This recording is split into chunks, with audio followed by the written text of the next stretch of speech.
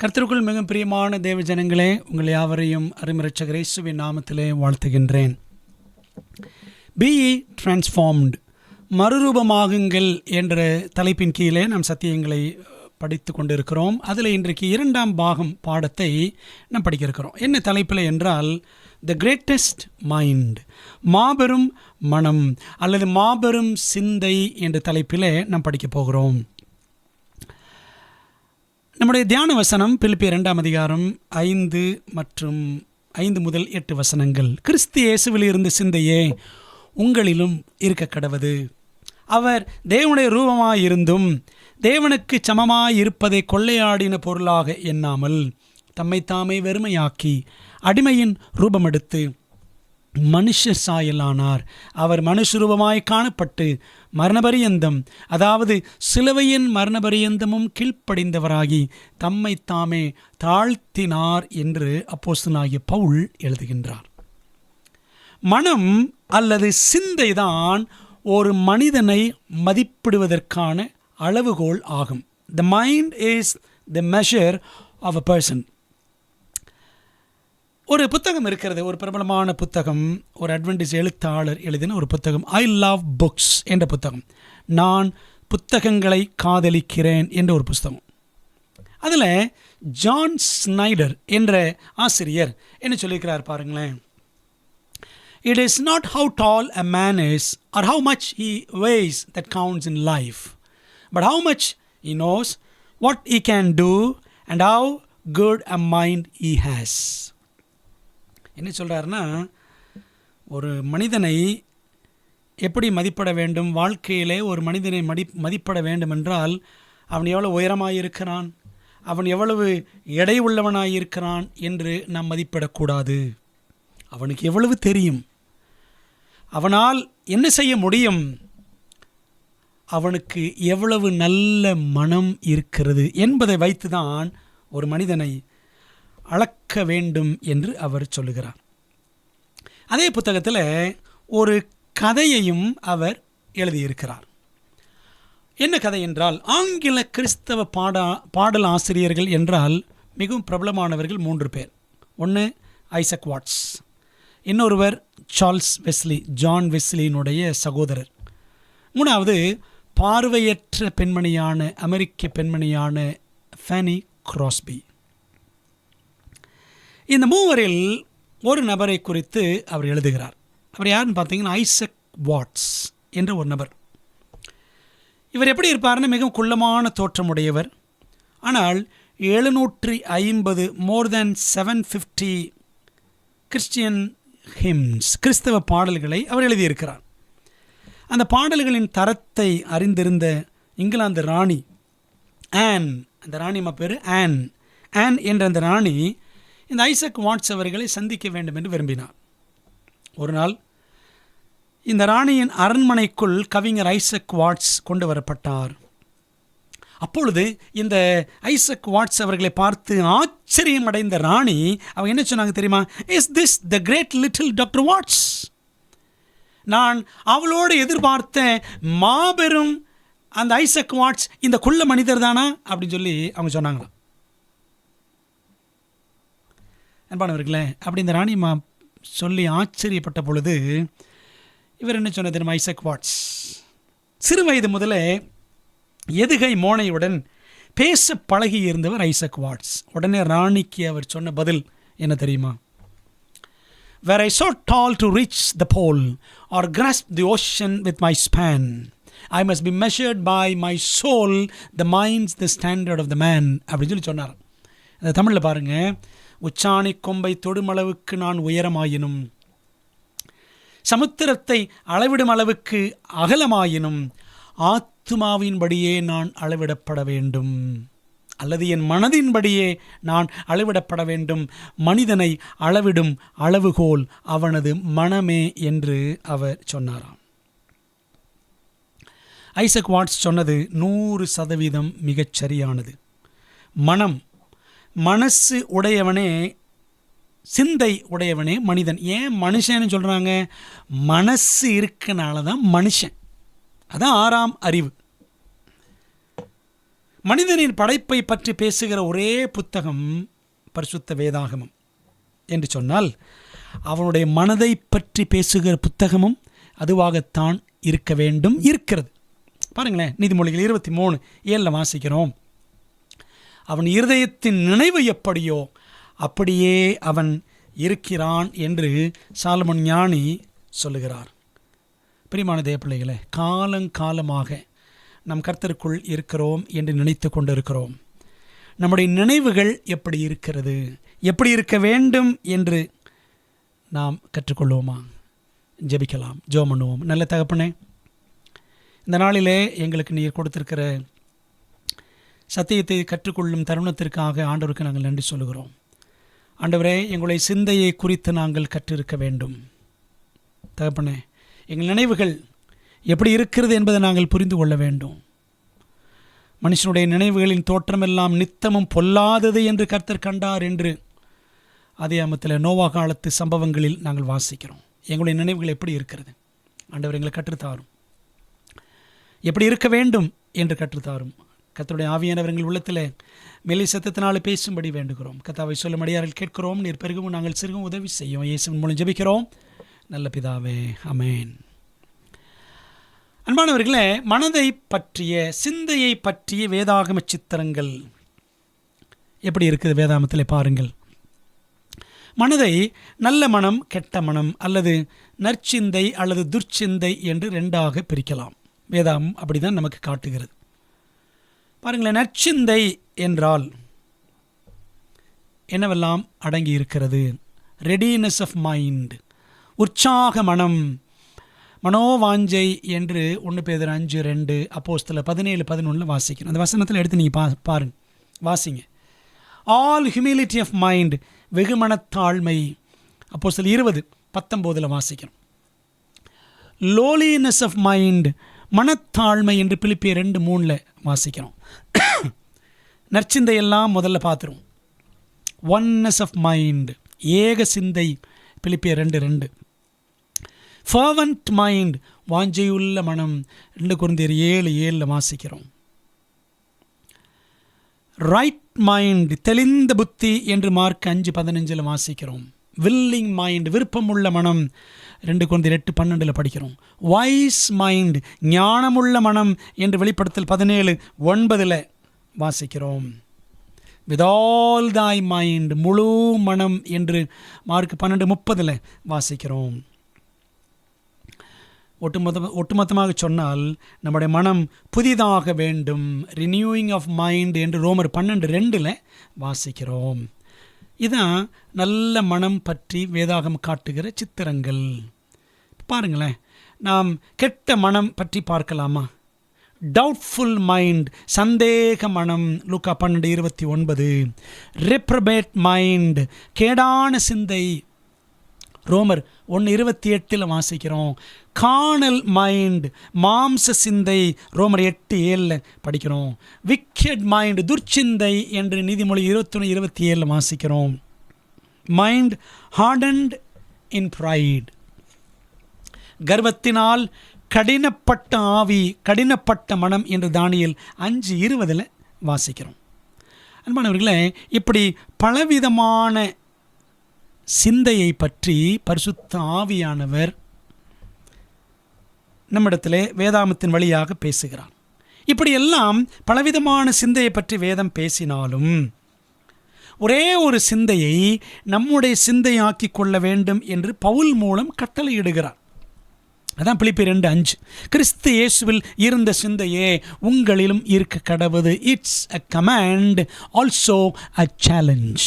இது ஒரு கட்டளை மட்டுமல்ல, சவாலும் கூட என்றுதான் நாம் சொல்ல வேண்டும். அன்பானவர்களே, கிறிஸ்துவின் சிந்தையை நம்முடைய சிந்தையாக்கி கொள்வதா? இதெல்லாம் நடக்கிற காரியமா? இதெல்லாம் சாத்தியமா என்று நாம் கேள்வி எழுப்பலாம். அன்பானவர்களே, ஒரு மனிதனிடம் பொதுவாக என்னென்ன சிந்தை இருக்கக்கூடும் பாருங்க. மனுஷீக சிந்தை, ஹியூமன் மைண்ட், இதெல்லாம் நடக்குமாங்க, இதெல்லாம் சாத்தியமா? இதுதான் மனுஷீக சிந்தை. பிசாசின் சிந்தை, devilish mind or sinful mind, பாவ சிந்தை. பாவத்திலேயே சிந்தை போகும். நோவா காலத்தில் ஜனங்கள் அப்படி தானே இருந்தாங்க. நித்தமும் பொல்லாதது இருதயத்தின் நினைவுகள் தோற்றமெல்லாம் நித்தம் பொல்லாது என்று பைபிளில் படிக்கிறோம். அதிகம் 6 அதிகாரம். பாவ சிந்தை, பொல்லாத சிந்தை, பாவ சிந்தை. 3வது கிறிஸ்துவின் சிந்தை, mind of Christ or mind of the Lord, கர்த்தரின் சிந்தை அப்படின்னு பார்க்கலாம். அன்பான தேவ பிள்ளைகளே, கிறிஸ்துவின் சிந்தை நமக்கு சாத்தியமா? சாத்தியமே. ஏனென்றால் சாத்தியமற்ற எதையும் தேவன் கட்டளையாக தரமாட்டார். கிறிஸ்து இயேசுவில் இந்த சிந்தையே உங்களிலும் இருக்க கடவுதுன்னு சொல்லியிருக்கிறார்ல, அது முடியும். அதனால தான் அந்த கட்டளை கொடுக்கப்பட்டிருக்கிறது. அதற்கு தேவன் உதவி செய்ய வல்லவராகவும் இருக்கிறார். 1 கொரிந்தியர் 10:13 பாருங்கள். மனுஷருக்கு நேரிடுகிற சோதனையே அல்லாமல் வேறே சோதனை உங்களுக்கு நேரிடவில்லை. தேவன் உண்மையுள்ளவராய் இருக்கிறார். அவர் உண்மையுள்ளவர். உங்கள் திராணிக்கு மேலாக நீங்கள் சோதிக்கப்படுகிறதற்கு அவர் இடம் கொடாமல் சோதனையை தாங்கத்தக்கதாக சோதனையோடு கூட அதற்கு தப்பிக்கொள்ளும்படியான போக்கையும் உண்டாக்குவார். ஆண்டவர் உதவி செய்வார். சோதனைகள் நேரிடுகிறதா? சாத்தியமில்லாத சூழ்நிலை தெரிகிறதா? எப்படி இயேசுவை போல் மாறுவது? இதெல்லாம் நடக்காதுன்னு நினைக்கிறோமா? தேவன் உதவி செய்ய உண்மை உள்ளவராய் இருக்கிறார்.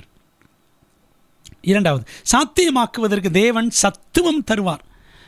பிலிப்பியர் 4:13 படிக்கிறோம். என்னை பலப்படுத்துகிற கிறிஸ்துவினாலே எல்லாவற்றையும் செய்ய எனக்கு பலன் உண்டு. ஆண்டவர் அதற்கான பலனை நமக்கு தர வல்லவர். அவரை போல மாற அவர் நமக்கு பலன் கொடுப்பார்.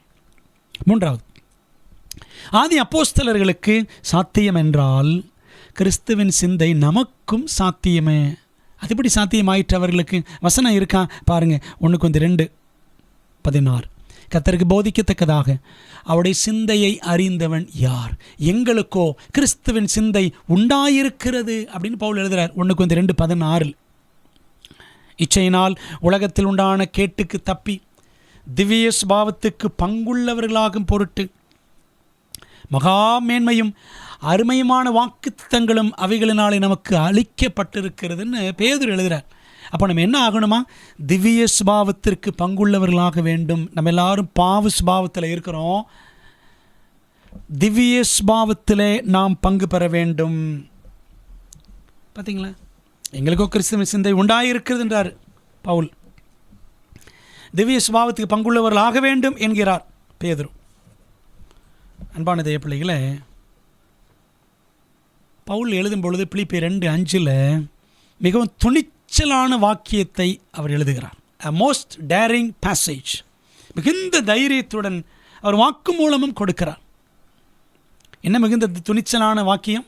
கிறிஸ்து இயேசுவில் இருந்த சிந்தை உங்களிலும் இருக்க வேண்டும். எவ்வளோ தைரியமாக சொல்கிறார். எங்களுக்கோ கிறிஸ்துவின் சிந்தை உண்டாயிருக்கிறது. உண்டாயிருக்கிறது. இந்த உண்டாகுதல், உண்டாயிருக்கிறா அப்படின்னு சொல்லுவாங்க பார்த்தீங்களா? குழந்தை உருவாயிருக்கின்றத உண்டாயிருக்கான்னு சொல்லுவாங்க பார்த்தீங்களா? அது கிறிஸ்துவின் சிந்தை நமக்குள்ளே தானாக வராது. நம்ம அதோடு பிறக்கவில்லை. தேவன் தான் நமக்குள் அதை உண்டாக்க வேண்டும். அவர் தான் உண்டாக்குகிறவர். சரிதானே? ஆகவே இந்த கிறிஸ்துவின் சிந்தையை பரலோகம் நம்மில் உண்டாக்க ஆயத்தமாய் இருக்கிறது என்பதுதான் நற்செய்தி. அன்பானவர்களே, தேவ ஜனமும் கிறிஸ்துவின் சிந்தையை அருளும் தேவ ஆவியானவரும். இந்த தேவ ஜனம் கிறிஸ்துவின் சிந்தையை நாம் பெற்றுக்கொள்ள வேண்டும். அதை நமக்கு யார் கொடுப்பார் என்று சொன்னால், தேவ ஆவியானவர் நமக்கு உதவி செய்ய வல்லவராக இருக்கிறார். மனதை வைத்து மனிதனை அளக்கலாம் என்றால், கிறிஸ்துவின் ஆழம், அகலம், நீளம், உயரம் இன்னதென்று நாம் உணர்வதற்கு கிறிஸ்துவின் சிந்தையை பரிசுத்த ஆவியானவர் ஒத்தாசையோடு நாம் ஆராய்ந்தறிய வேண்டும். சரிங்களா? அப்படி படிக்கும் பொழுது தான் அவருடைய அன்பின் ஆழம், அகலம், நீளம், உயரம் எல்லாம் நமக்கு தெரியும். வசனம் சொல்லுது எபேசியர் 3:18-19 சகல பரிசுத்தவான்களோடும் கூட கிறிஸ்துவனுடைய அன்பின் அகலமும் நீளமும் ஆழமும் உயரமும் இன்னதென்று உணர்ந்து அறிவு கெட்டாத அந்த அன்பை அறிந்து கொள்ள வல்லவர்களாகவும் தேவனுடைய சகல பரிபூரணத்தாலும் நிறையப்படவும் அவர் தமது மகிமையினுடைய ஐஸ்வரியத்தின்படியே உங்களுக்கு அனுகிரகம் பண்ண வேண்டும் என்று வேண்டிக் கொள்ளுகிறேன். பார்த்தீங்களா? பரிசுத்த ஆவியானவர் நமக்கு உதவி செய்ய காத்திருக்கிறார். அவருடைய அன்பை அறிந்து கொள்ள வல்லவர்களாக நாம் மாற வேண்டும். நீங்கள் மேலே உள்ள வசனங்களை, இந்த அதிகாரத்தில் மேலே உள்ள வசனங்கள் படித்து பாருங்கள்.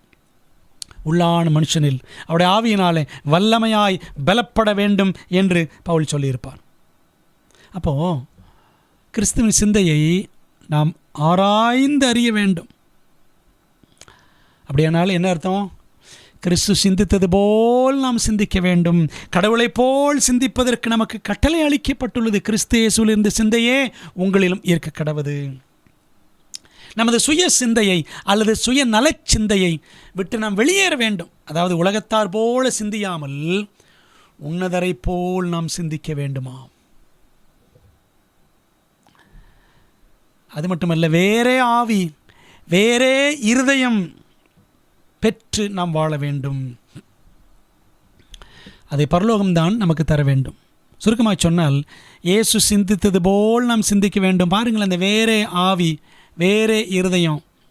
காலேபை பற்றி படிக்கிறோம். என்னுடைய தாசனாகிய காலேப் வேறே ஆவியை உடையவனாயிருக்கிறபடினாலும் 10 பேரும் தவறான ரிப்போர்ட் கொடுத்தாங்க கானானை பற்றி. ஆனால் 2 பேர், காலேப் யோசுவா, இவங்க தான் என்ன பண்ணாங்க? வேறே ஆவியை உடையவர்கள், வேறே இருதயம், வேறு மாதிரி அவங்க சிந்திப்பாங்க. முடியும், கானானை சுதந்திரிக்க முடியும் என்று சொன்னார்கள். 1 சாமுவேல் 10:9 அவன் சாமுவேலை விட்டு போகும்படி திரும்பின போது தேவன் அவனுக்கு சவுலுக்கு வேறே இருதயத்தை கொடுத்தார்.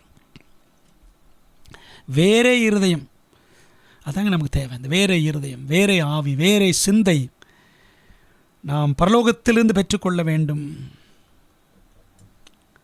பிலிப்பி பட்டணத்து சபையில் இருந்த அதே பிரச்சனை தான் இன்றைக்கு நமக்கும் எல்லா சபைகளிலும், குடும்பங்களிலும், வேலை செய்கிற இடங்களிலும் இருக்கிறது. என்ன பிரச்சனை பாருங்களேன்.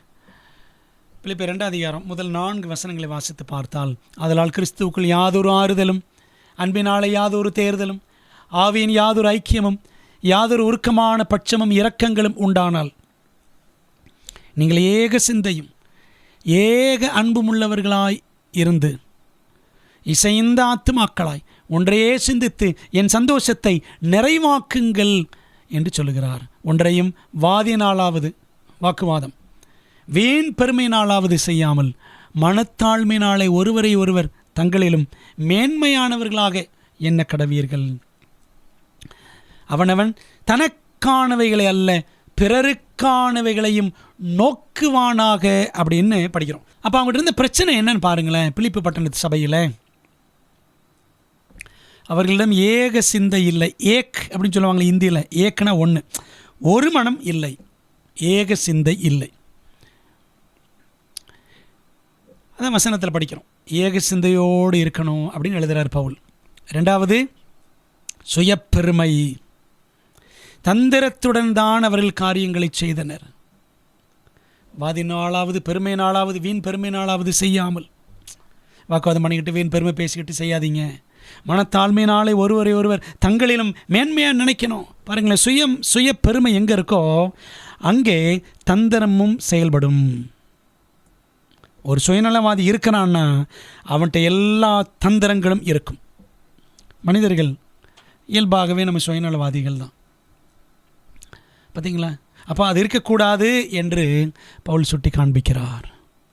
3வது, தனக்குரியதைத்தான் ஒவ்வொருவரும் தேடினர். அவனவன் தனக்கானவைகளை அல்ல பிறருக்கானவைகளையும் நோக்குவானாக அப்படின்னு சொல்லிட்டு அதுக்கப்புறம் தான் 5ஆம் வசனத்தின் கீழே பாருங்கள், இயேசு கிறிஸ்துவனுடைய அந்த தாழ்மை, அவருடைய அந்த தாழ்மையின் சிந்தை, இது எல்லாவற்றையும் மற்றவர்களுக்காக செயல்படும் சிந்தை, கிறிஸ்துவின் சிந்தை அப்படின்லாம் அது எல்லாத்தையும் விளக்குறார் பவுல்.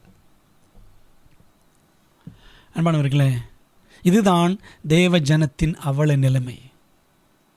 ஏக சிந்தை இல்லை, சுயநல சிந்தை, இதான் நம்முடைய நிலைமை. அன்பான தேவ பிள்ளைகளே, அப்படியானால் இதற்கு என்ன தீர்வு? இதற்கு தீர்வு என்ன? கிறிஸ்துவின் சிந்தை மட்டுமே அதற்கான தீர்வு. பிலிப்பியர் 2:5 கிறிஸ்து இயேசுவில் இருந்த சிந்தையே உங்களிலும் இருக்க கடவது. Our selfish mindset has to be replaced by Christ's mindset. நம்முடைய சுயநல சிந்தையானது கிறிஸ்துவின் சிந்தையின் இடத்தை பெற்றுக்கொள்ள வேண்டும். கிறிஸ்துவின் சிந்தை நம்முடைய சுயநல சிந்தையின் இடத்துல வந்து உட்காரணும். சுயநல சிந்தை நம்மை விட்டு நீங்க வேண்டும். இந்த பிலிப்பியர் 2:5 ஆங்கிலத்தில் படித்தால் லெட் திஸ் மைண்ட் அப்படின்னு இருக்கும். ஆரம்பிக்கிற அந்த வசனம் லெட்டுன்னு இங்கிலீஷில் ஆரம்பிக்கும். லெட்னா விடு, டு லெட் அப்படின்னா வாடகைக்கு விடப்படும் அப்படின்னு பார்த்துருக்கோம்ல.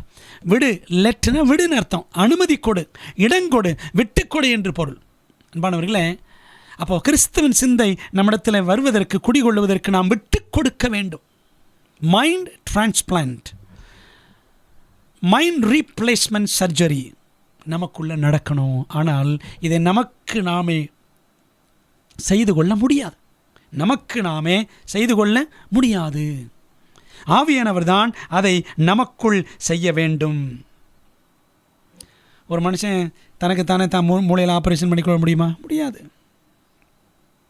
பரிசுத்த ஆவியானவர் தான் கிறிஸ்துவின் சிந்தையை நமக்குள் அருள வேண்டும். பாருங்கள், வசனம் சொல்ல தீத்து 3 3-5 ஏனெனில் முற்காலத்தில் நாமும் புத்தியினரும் கீழ்ப்படியாதவர்களும் வழிதப்பி நடக்கிறவர்களும் பலவித இச்சைகளுக்கும் இன்பங்களுக்கும் அடிமைப்பட்டவர்களும் துர்குணத்தோடும் பொறாமையோடும் ஜீவனம் பண்ணுகிறவர்களும் பகைக்கப்படத்தக்கவர்களும் ஒருவரை ஒருவர் பகைக்கிறவர்களுமாய் இருந்தோம்.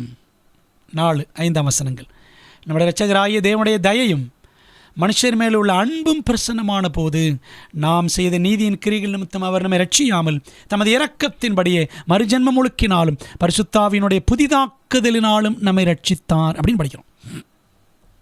பிரியமானவர்களே, முன்னாடி அப்படி இருந்தோம் பாவத்தின் பாதையில். ஆனால் ஆண்டவர் இயேசு கிறிஸ்து தம்முடைய அன்பை வெளிப்படுத்தின பொழுது அவர் தம்முடைய கிருபை நிமித்தம் நம்மை ரட்சித்தார். மறுஜன்மம் முழுக்கு பரிசுத்தாவினுடைய புதிதாக்குதல். பரிசுத்த ஆவியானவர் தான் நம்மை புதிதாக்குகிறவர் என்பதை இங்கே மிக அழகாக படிக்கிறோம்.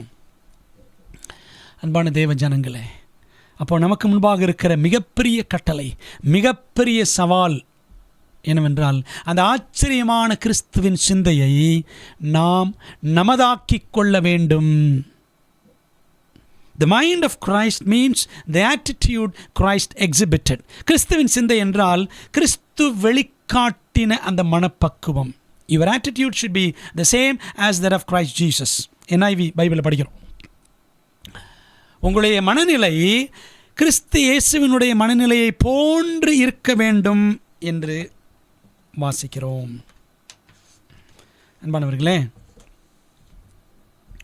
கிறிஸ்து 100% தேவனும் 100% மனிதனும் ஆவார். Christ is 100% man, 100% God. 100% தேவனாக இருந்தவர் எப்படி 100% மனிதனாக மாறினார்? பூமியில் அவர் மானிட அவதாரம் எடுத்து வந்தபோது அவர் எப்படி 100% தெய்வமாகவும் 100% மனிதனாகவும் விளங்கினார்? இப்படிப்பட்ட கேள்விகளுக்கு நாம் பதில் கண்டோம் என்றால் மெய்யான கிறிஸ்துவின் சிந்தையையும் நாம் கண்டுகொள்ள முடியும்.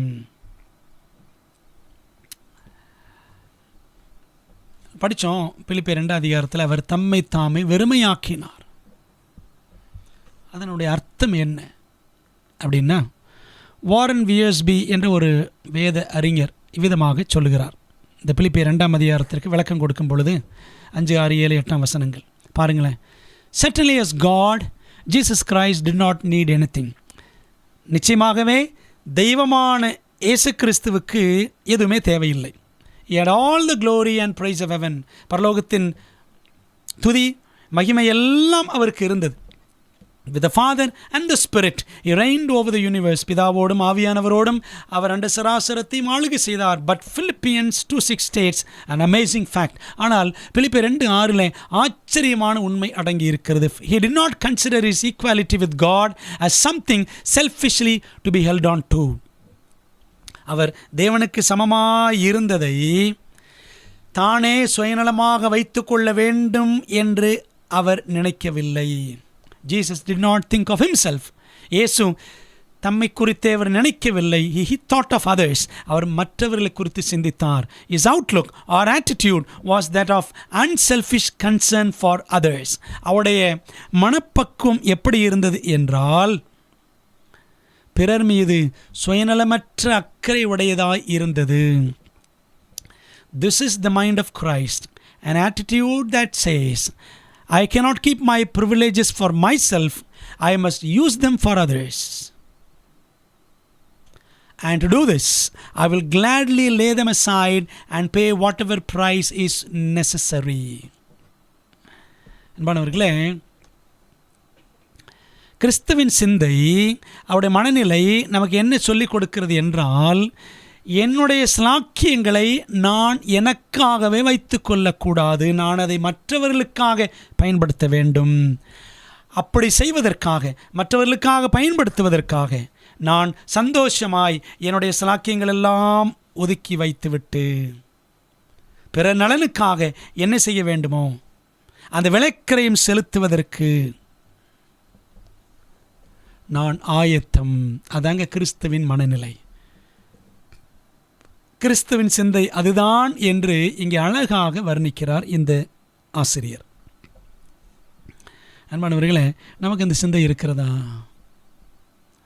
நாமே தான் இருக்கணும்னு நினைக்கிறோம், நானே தான் இருக்க வேண்டும், பிறருக்கு விட்டு கொடுக்க வேண்டும் என்ற அந்த மனப்பக்குவம் இன்னைக்கு சபையில் யாருக்குமே கிடையாது. குடும்பத்திலையும் அந்த விட்டு கொடுக்கிற தன்மை நமக்கு இல்லை. ஆனால் அந்தோ பரிதாபம், நாமும் கிறிஸ்தவர்களாகத்தான் இருக்கிறோம். கிறிஸ்து இல்லாத கிறிஸ்தவர்களாக, கிறிஸ்துவின் சிந்தை இல்லாத கிறிஸ்தவர்களாக நாம் ஒரு தோல்வி வாழ்க்கை வாழ்ந்து கொண்டிருக்கிறோம். வெறுமையாக்கினார் என்றால் ஆண்டவர் இயேசு கிறிஸ்து மனிதனாக வந்த வேளையில் தமது தெய்வீக குணங்களில் சிலவற்றை அவர் கைவிட்டு விட்டார், துறந்து விட்டார் என்று சிலர் நினைக்கிறார்கள்.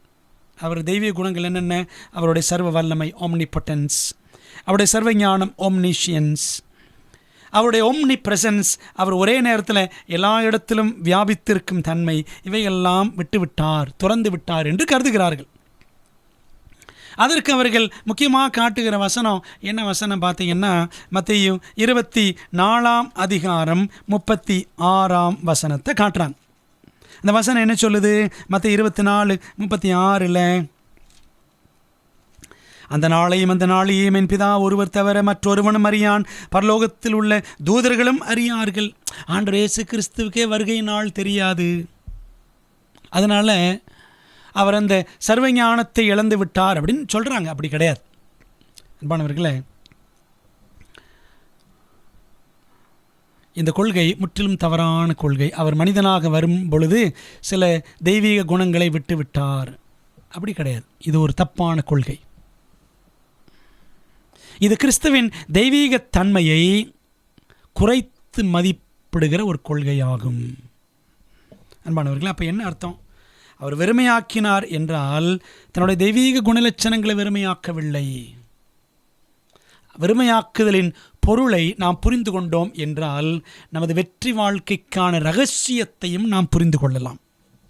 கிறிஸ்து தம்மை தாமே வெறுமையாக்கினார் என்றால் 2 அர்த்தம். ஒன்று, அவருடைய முழுமையான சுய அர்ப்பணிப்பு, முழுமையாக அவர் தம்மையை அர்ப்பணித்தார், டோட்டல் செல்ஃப் சரண்டர். 2வது, முழுமையாக சார்ந்திருந்தார், டோட்டல் டிபெண்டன்ஸ் அப்பான் காட். இதை நம்ம ஒவ்வொன்றாக பார்க்கலாம். இந்த 2 பாடங்களை படித்து நாம் முடிக்க போகிறோம். முதலாவது, முழுமையான சுய அர்ப்பணிப்பு, டோட்டல் செல்ஃப் சரண்டர். நம்ம பைபிளில் படிக்கலாம், மானிட அவதாரமாக கிறிஸ்து வந்தபோது தேவனுக்குள்ள தன்மைகள் அனைத்தும் அவருக்குள் பூரணமாகவே இருந்தன. கொலோசியர் 2:9 படிக்கிறோம். ஏனென்றால் தேவத்துவத்தின் பரிபூரணமெல்லாம் சரீர பிரகாரமாக அவருக்குள் வாசமாயிருக்கிறது. அவருக்குள்ள சர்வ வல்லமை இருந்துச்சா? மனிதனா வந்த பொழுது இருந்துச்சு. அவருடைய சர்வ வல்லமையினால என்ன பண்ணார்? புயலை அவர் அமர்த்தினார், பிசாசு பிடித்தவர்களுக்கு விடுதலையை கொடுத்தார். சரிதானே அன்பானவர்களே? அந்த சர்வ வல்லமை அவருக்கு இருந்தது.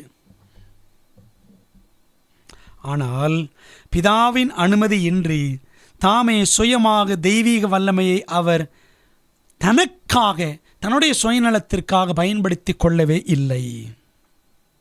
தேவ சித்தத்துக்கு அர்ப்பணிப்பதன் மூலம் தமது தெய்வீக வல்லமைகளை சுயமாக பயன்படுத்தாதபடிக்கு தமது உரிமையை விட்டு கொடுத்தார். சரிங்களா? அதுதான் முக்கியமான ஒரு பாடம். பாருங்களேன், தனக்காக அற்புதங்கள் செய்து கொண்டாரா இயேசு கிறிஸ்து? தன்னுடைய சுயநலத்துக்காக செய்யலை எந்த அற்புதம்.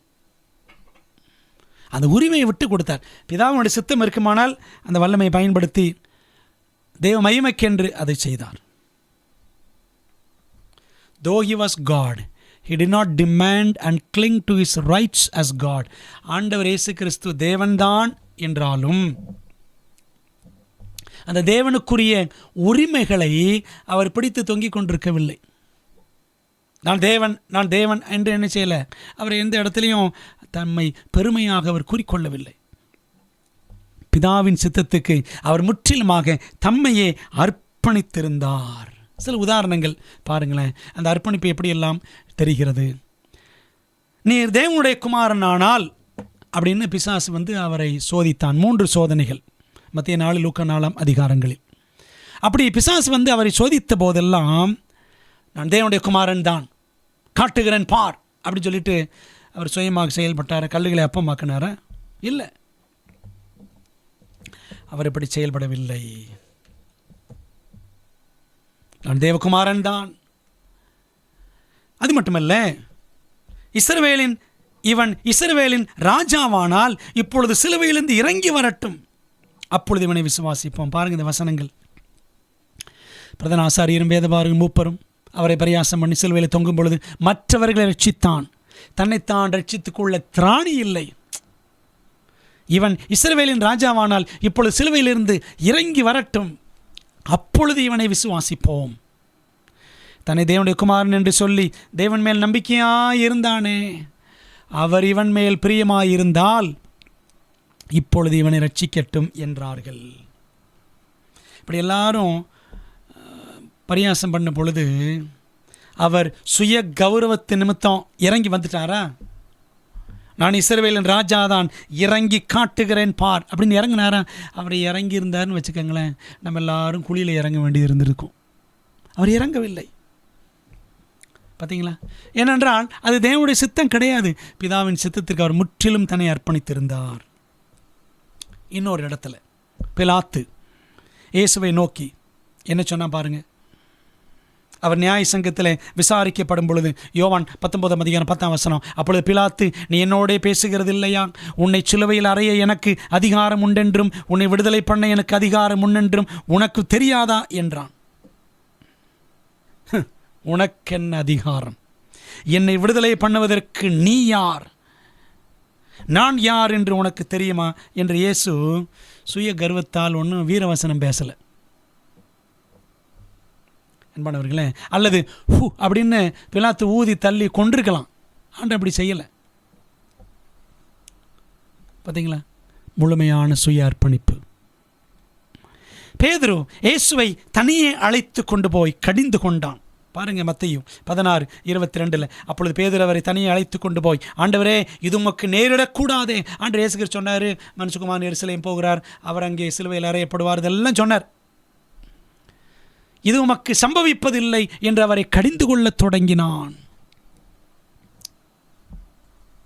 உடனே சரிப்பா, நான் போக மாட்டேன், எருசலேம் போகவில்லை, நான் மறிக்கவில்லை அப்படின்னு அவர் சீஷனுடைய பேச்சுக்கு இணங்கி விட்டாரா? இல்லை.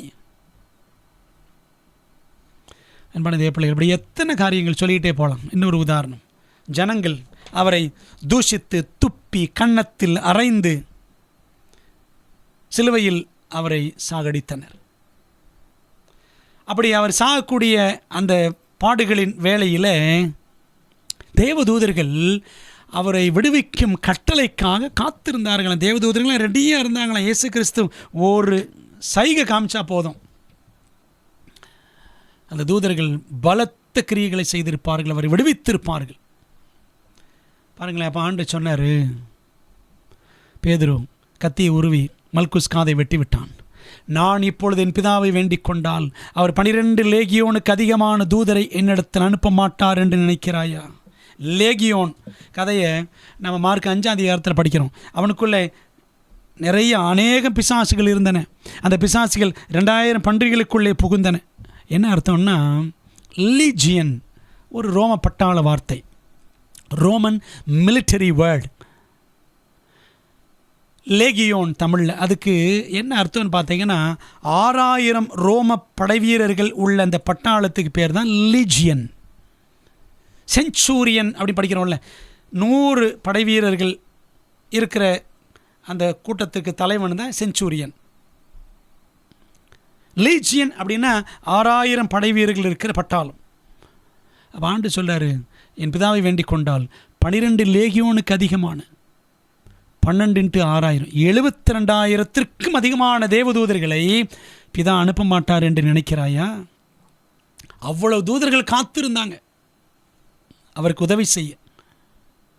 ஆண்டவர் இயேசு கிறிஸ்து ஒரு சிக்னல் கொடுத்திருந்தாருன்னா தூதர்கள் எல்லாத்தையும் துவம்சம் செய்திருப்பார்கள். ஒரே ஒரு தேவதூதன் வந்து அந்த அசீரிய படையில் 1,85,000 பேரை ஒரே ராத்திரியில் கொன்று போட்டான் அப்படின்னு எசேக்கியா ராஜா காலத்தில் படிக்கிறோம் அல்லவா? பாருங்கள், 72,000 தூதர்கள் வந்தால் என்ன ஆகும் நிலைமை? அன்பானவர்களே, அப்போது இப்படியெல்லாம் ஆண்டவர் இயேசு கிறிஸ்துவுக்கு சர்வ வல்லமை இருந்தது. ஆனால் சுதனாகி கிறிஸ்து சுயத்தை சுக்குநூறாக்கி பொறுமையாக பாடுபட்டார். சுயத்தை செயல்படுத்துவதற்கு அவர் தினம் தினம் எல்லா விதத்திலும் சோதிக்கப்பட்டார். கோபமூட்டும் சூழ்நிலைகள் அன்றாடம் அவருக்கு நேரிட்டது. நம்மளால் முடியல, கோபப்படுறோம், கத்திடுறோம். பாவிகள், பிரதான பாவிகள், படுபயங்கரமான பாவிகள் நம்ம எல்லாரும். அன்பான தேவ பிள்ளைகளே, நமக்கு முன்மாதிரியாகத்தான் அந்த ஆண்டவர் இயேசு கிறிஸ்து வந்து வாழ்ந்து காண்பித்திருக்கிறார். எபிரேயர் 10:7 வாசிக்கிறோம். அப்பொழுது நான், தேவனே, உம்முடைய சித்தத்தின்படி செய்ய இதோ வருகிறேன், புஸ்தகச் சுருளில் என்னை குறித்து எழுதியிருக்கிறது என்று சொன்னேன் என்றார். ஆண்டவர் இயேசு கிறிஸ்து பிதாவின் சித்தத்தை நிறைவேற்றுவதற்காக இங்கே வந்தார். அன்பானவர்களே, நம்மை போல எல்லா விதத்திலும் அவர் சோதிக்கப்பட்டார், பாடுபட்டார். எபிரேயர் 4:15 சொல்லுகிறது, Satan thought that by his temptations he could delude the world's Redeemer to make one bold move in manifesting his divine power. Bible commentary 7வது பாகம் பக்கம் 929 படிக்கிறோம். சாத்தான் நினைச்சான் தன்னுடைய சோதனைகளால் உலக மீட்பரை தூண்டிவிட்டு அவருடைய தெய்வீக வல்லமையை பயன்படுத்துவதற்காக, வெளிக்காட்டுவதற்காக ஒரு துணிச்சலான ஒரு அசைவு அவரை அசைத்து விடலாம் அப்படின்னு அவன் நினைச்சான். சாத்தான் தன்னுடைய சோதனைகள் மூலமாக அவருடைய சுயநலத்துக்காக அவருடைய தெய்வீக வல்லமையை பயன்படுத்த வைத்து விடுவோமே நினைச்சான். ஆனால் ஆண்டவர் அப்படி செய்யவில்லை. இயேசுவின் மானிட வாழ்க்கையில் சுயம் எங்குமே அவரிடம் வெளிப்படவில்லை. பாவ மானிடரான நம்மிடம் சுயம் தவிர வேறு எதுவுமே வெளிப்படுவதில்லை. இதுதான் அவருக்கு நமக்குள்ள வித்தியாசம். முழுமையான சுய அர்ப்பணிப்பு இயேசுவிடம் இருந்தது, நம்மிடம் இருக்கிறதா? அதாங்க கிறிஸ்துவின் சிந்தை. 2வது, கிறிஸ்துவின் சிந்தையை அவர் தம்மை வெறுமையாக்கினார். அவருடைய சிந்தை எப்படிப்பட்டது என்றால், தேவனை முழுமையாக சார்ந்திருத்தல், டோட்டல் டிபெண்டன்ஸ் அப்பான் காட். மற்றொரு நபரின் சித்தத்துக்கு தம்மையே தாழ்மையாக முற்றிலும் ஒப்பு கொடுத்திருந்த ஒரே நபர் நமது இரட்சகராகிய இயேசு கிறிஸ்து மட்டுமே. மேசியாவை பற்றிய தாவீதின் தீர்க்க தரிசனமும் அப்படியே இருந்தது. பாருங்களேன், 40:7-8 சங்கீதம். அப்பொழுது நான், இதோ வருகிறேன், புஸ்தகச் சுருளில் என்னை குறித்து எழுதியிருக்கிறது. என் தேவனே, உமக்கு பிரியமானதை செய்ய, உம்முடைய சித்தத்தை செய்ய விரும்புகிறேன். உமது நியாயப்பிரமாணம் என் உள்ளத்திற்குள் இருக்கிறது என்று சொன்னேன். இதைத்தான் எபிரேயர் 10:7 படித்தோம். இப்போ அன்பானவர்களே, தீர்க்கதரிசிகள் உட்பட எல்லா மனிதர்களுமே சில காரியங்களை பற்றிய அறிவை அடையவும் சில அற்புதங்களை செய்யவும் தேவனே சார்ந்திருந்தார்கள். ஆனால் இயேசு பூமியில் இருந்தபோது சகல வல்லமைகளையும் தன்னகத்தை கொண்டிருந்தார். அவர் தமது சுய இஷ்டப்படியே அவற்றை பிரயோகப்படுத்தி இருக்கலாம். ஆனாலும் பிதாவின் அனுமதி இல்லாத பட்சத்தில் அப்படி செய்யாதிருக்க அவர் தன்னார்வத்துடனே தெரிந்து கொண்டார். இவருக்கு எல்லா வல்லமையும் இருந்துச்சுங்க. தீர்க்கதரிசிகள் ஆண்டவர் சார்ந்திருந்தாங்க, அவங்களுக்கு ஒரு வல்லமையும் கிடையாது. ஆனால் இயேசுவுக்கு எல்லா வல்லமையும் இருந்துச்சு, ஆனாலும் அவர் பிதாவை சார்ந்திருந்தார். இதை ஒரு உதாரணத்தின் வழியாக உங்களுக்கு விளக்க விரும்புகிறேன். ஒரு அப்பா, அவருக்கு 2 பிள்ளைகள், 2 ஆண் மக்கள். இந்த 2 மகன்களும் ஒரு நாள் அப்பா கிட்ட வர்றாங்க. வந்து ஒரு கோரிக்கை வைக்கிறாங்க.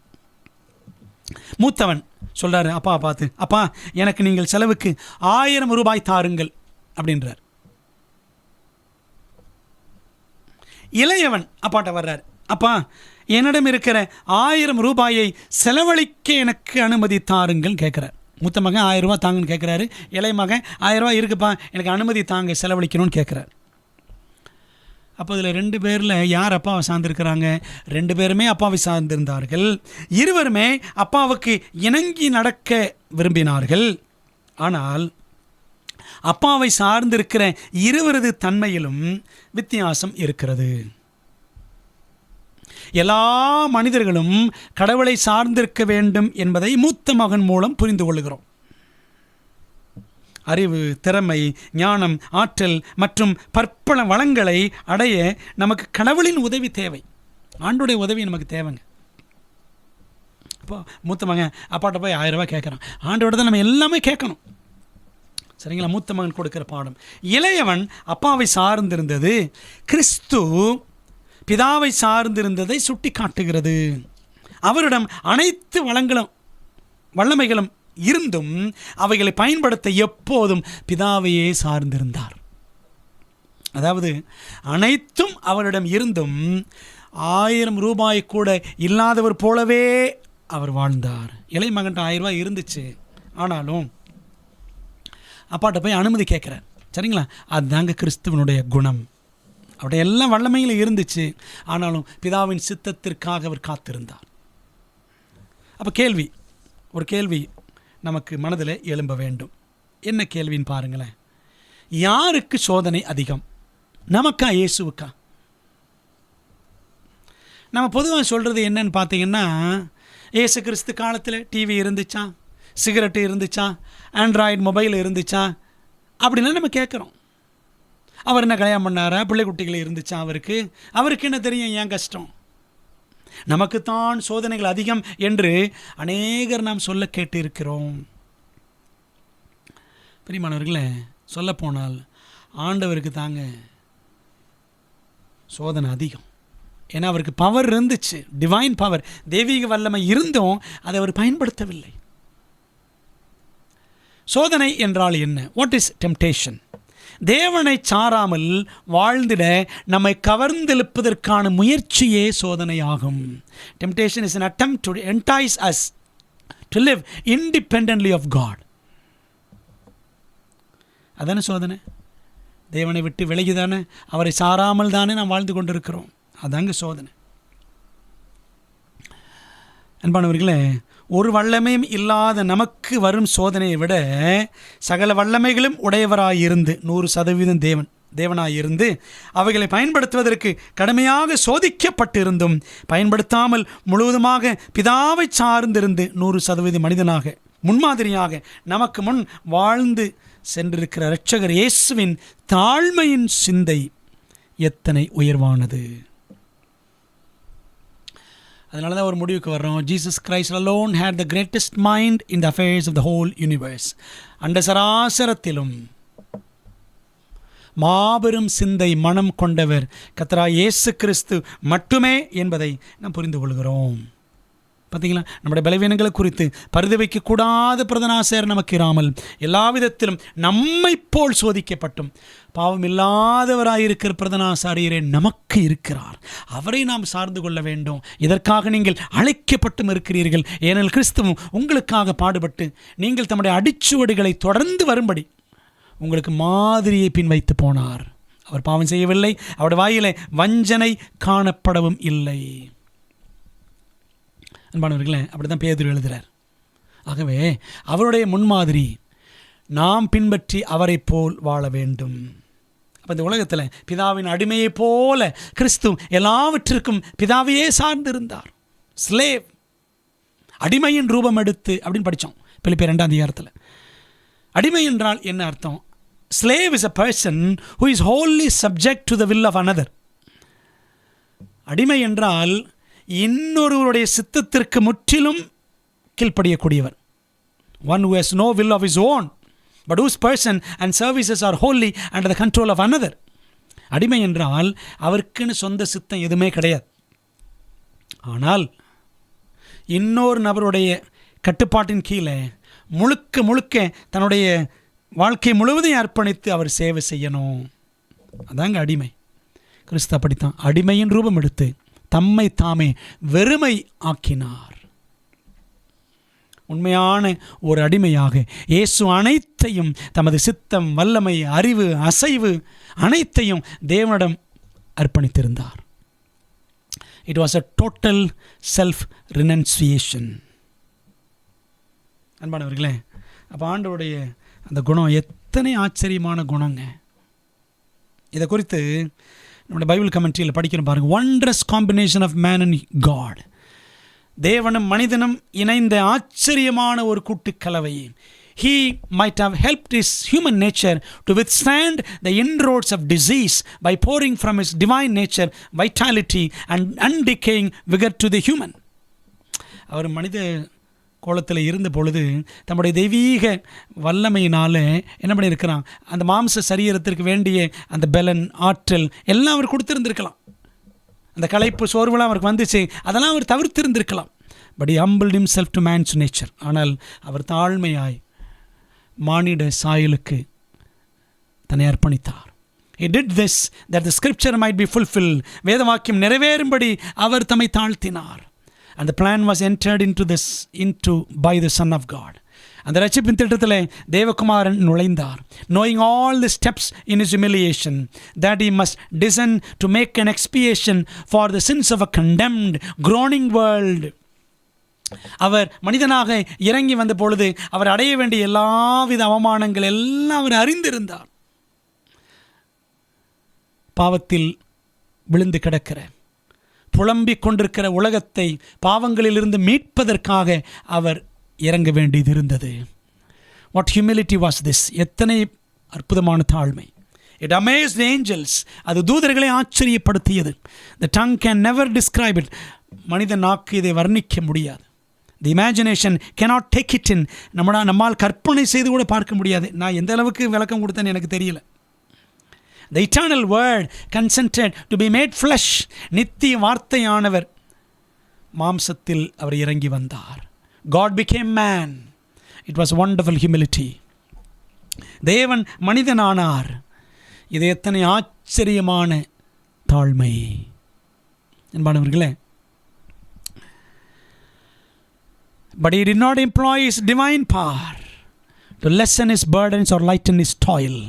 ஆனாலும் அவர் இந்த உலகத்தில் மனிதனாக இருந்த பொழுது தம்முடைய தெய்வீக வல்லமையை தன்னுடைய பாரங்களை, கஷ்டங்களை, தன்னுடைய பாடுகளை குறைத்து கொள்வதற்காக பயன்படுத்தவில்லை. He had taken upon himself the form of humanity with all its attendant ills, and he flinched not from its severest trials. Child guidance பக்கம் 346 படிக்கிறோம். அவர் மானிட கோலத்தை தம்மீது எடுத்து கொண்ட பொழுது அதோடு சம்பந்தப்பட்ட எல்லா பலவீனங்களையும் அவர் ஏற்றுக்கொண்டார். அந்த மாம்ச பலவீனத்தின் கடுமையான பாடுகளிலிருந்து, சோதனைகளிலிருந்து அவர் பின்வாங்கவில்லை அப்படின்னு படிக்கிறோம். எல்லாத்தையும் பொறுமையோடு அவர் சகித்தார். அவர் மனுஷனாக வந்தார், அவருக்கு எல்லாம் தெரியும் அப்படின்னு நம்ம சொல்கிறோம். அவர் கடவுளுங்க எல்லாம் தெரியும். 12 வயசில் அவர் கடவுள் எல்லாமே அவருக்கு தெரியும். அதெல்லாம் அப்படி பேசினார் வேதபாரகர் இடத்துல அப்படின்னு சொல்கிறோம். பாருங்கள், சைல்ட் கைடன்ஸ் பக்கம் 19. Jesus secured his education in the home. இயேசு அந்த கல்வியை தன் வீட்டிலே பெற்றுக்கொண்டார். His mother was his first human teacher. மரியாள் தாய் அவருடைய முதல் மானிட ஆசிரியர். From her lips and from the scrolls of the prophets he learned of heavenly things. அவளுடைய உதடுகளில் இருந்தும் தீர்க்கதரிசிகளின் சுருகளில் இருந்தும் அவர் பரலோக காரியங்களை கற்றுக்கொண்டார். He lived in a peasant's home and faithfully and cheerfully acted his part in bearing the household burdens. ஒரு சாதாரண குடியானவன் வீட்டிலே அவர் வளர்ந்தார். உண்மையாக மகிழ்ச்சியாக தன் பங்கை ஆற்றி குடும்பத்தினுடைய பாரங்கள் எல்லாம் அவர் சுமந்தார். He who had been the commander of heaven was a willing servant, a loving obedient son. பரலோகத்தின் தலகர்த்தராய் இருந்தவர், அதிபதியாய் இருந்தவர், பூலோகத்தில் ஒரு விருப்பத்தோடு வேலை செய்யும் வேலைக்காரனாக அப்பா கூட வேலை செஞ்சார். யோசேப்பு கூட தச்சு தொழில். தாய்க்கு ஒரு கீழ்ப்படிதல் உள்ள அன்பான மகனாக பெற்றோருக்கு அவர் இருந்தார். He learned a trade and with his own hands worked in the carpenter's shop with Joseph. அவர் ஒரு தொழிலை கற்றுக்கொண்டார். தன் தகப்பனோடு யோசேப்போடு சேர்ந்து அந்த தச்சு தொழிலை தன் சொந்த கைகளினால் அவர் செய்தார் அப்படின்னு படிக்கிறோங்க. பார்த்தீங்களா எந்த அளவு கிறிஸ்து இறங்கி வந்திருக்கிறார். சர்வவல்ல தேவன் சாதாரண சார்ந்திருக்கும் குழந்தையாக பிறந்து வந்தார். சீனாயில் சட்டங்கள் தந்தவர் தாயின் மடியில் அமர்ந்து அவைகளை கற்றுக்கொண்டார். எபிரேயர் 5:8 அப்படி தானே படிக்கிறோம். அவர் பாடுகள் வழியாக கீழ்ப்படிதலை கற்றுக்கொண்டார் அப்படின்னு பவுல் எழுதுவார் எபிரேயர் 5:8. அன்பானவர்களே, இயேசுவின் சிந்தை எப்படிப்பட்ட சிந்தைன்னா தாழ்மையின் சிந்தை, அடிமையின் சிந்தை, அவரது சுயமற்ற சுத்த சிந்தை. சீனாயில் சட்டங்கள் தந்தவர் தாயின் மடியில் அமர்ந்து அவைகளை கற்றுக்கொண்டார். 10 கட்டளை அவர் தான் கொடுத்தாரு, ஆனால் அவரே தாயின் மடியில் இருந்து கற்றுக்கொண்டாராம். அன்பானவர்களே, ஆண்டவரின் சிந்தை, ஆண்டவர் இயேசுவின் சிந்தை அடிமையின் சிந்தையாகும். அதாங்க தாழ்மையின் சிந்தை. அந்த அளவுக்கு அவர் தம்மை தாழ்த்தினார். பிரியமானவர்களே, அவர் குமாரனாயிருந்தும் பட்ட பாடுகளினாலே கீழ்ப்படுதலை கற்றுக்கொண்டார். பார்த்தீங்களா, ஒரு தெய்வம் இந்த அளவுக்கு இறங்கி வந்து பாடுகள்லாம் பட வேண்டுமா? அதான் அவருடைய தன்னலமற்ற தாழ்மையை நமக்கு சுட்டி காட்டுகிறது. ஆகவே இதை படிக்கிற நாம் நம்முடைய வாழ்க்கையில் சுயமற்ற சுத்த சிந்தையை பெற்றுக்கொள்ள வேண்டும். கிறிஸ்துவின் சிந்தையை பெற்றுக்கொள்ளணும். சுயம் நிறைந்து அசுத்த சிந்தை கொண்ட நம்மிடம் கிறிஸ்துவின் சிந்தை குடிகொள்ள வேண்டும். ஆணவ சிந்தையை நாம் வெளியே தள்ள வேண்டும். அப்போ நம்முடைய ஜெபம் எப்படி இருக்கணும்னா, பிதாவே உம் ஆவியை எங்களில் ஊற்றுமே, இயேசுவே உம்மை போல் எங்களை மாற்றுமே. ஜெபிப்போமா. நல்ல பிதாவே, உம்முடைய நாமத்திற்கு நன்றி. எங்களுடைய பாவ சிந்தை, மனுஷீக சிந்தை இவையெல்லாம் எங்களை விட்டு அகற்றி ஆண்டவரே கிறிஸ்துவின் சிந்தை எங்களுக்குள் வளர பெருக கர்த்தர் கிருபை செய்யும். எங்களை தாழ்த்துகிறோம் ஆண்டவரே. உம்முடைய வருகையின் நாள் மிகவும் சமயமாக இருக்கிறதுனால் நாளுக்கு நாள் உம்மை போல் மாற எங்களுக்கு உதவி செய்யும்படி இயேசுவின் நாமத்தில் ஜெபிக்கிறோம் நல்ல பிதாவே. ஆமென், ஆமென். அன்பானவர்களே, தேவன் உங்களை ஆசீர்வதிப்பாராக. ஆமென்.